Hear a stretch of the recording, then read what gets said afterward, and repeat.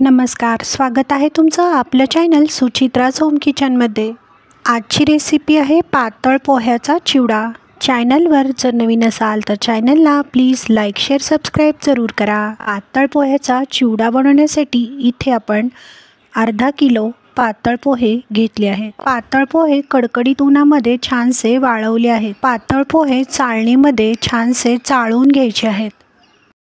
पातळ पोहे चाळून घेतल्यामुळे डस्ट खाली पडते, त्यामुळे चिवड्यामध्ये काही डस्ट पार्टिकल वगैरे येत नाहीत।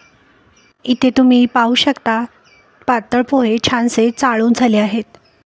पातळ पोह्याचा चिवडा बनवण्यासाठी इथे आपण 1 वाटी शेंगदाणे, 1 वाटी फुटाण्याची डाळ, अर्धी वाटी किसून घेतलेले खोबरे, बारीक चिरलेली हिरवी मिरची, बारीक चिरलेला लसूण, अर्धी वाटी तीळ, कढीपत्ता घेतला आहे। गॅसची फ्लेम ऑन करून गॅसवर कढई ठेवली आहे। कढईमध्ये 2 ते 3 चमचे तेल घातले आहे। तेल गरम झाल्यावर पातळ पोहे छानसे कुरकुरीत होईपर्यंत मंद आचेवर भाजून घ्यायचे आहेत।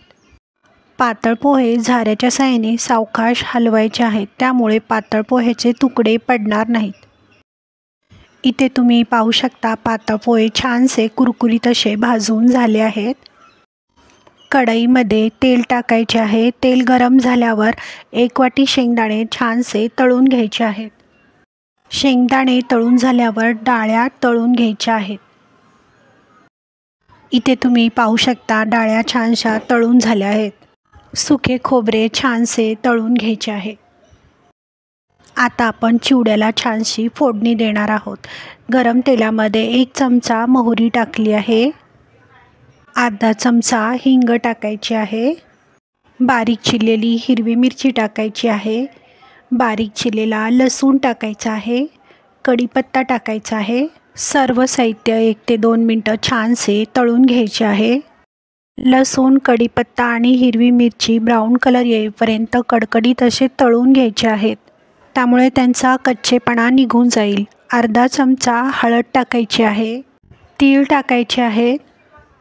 गॅसची फ्लेम ऑफ करायची आहे।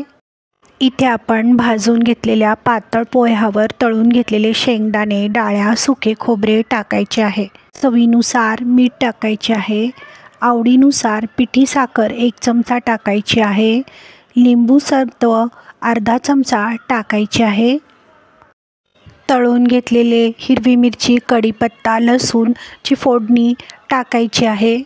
सर्व साहित्य झाऱ्याच्या साहाय्याने एकसारखे मिक्स करून घ्यायचे आहे।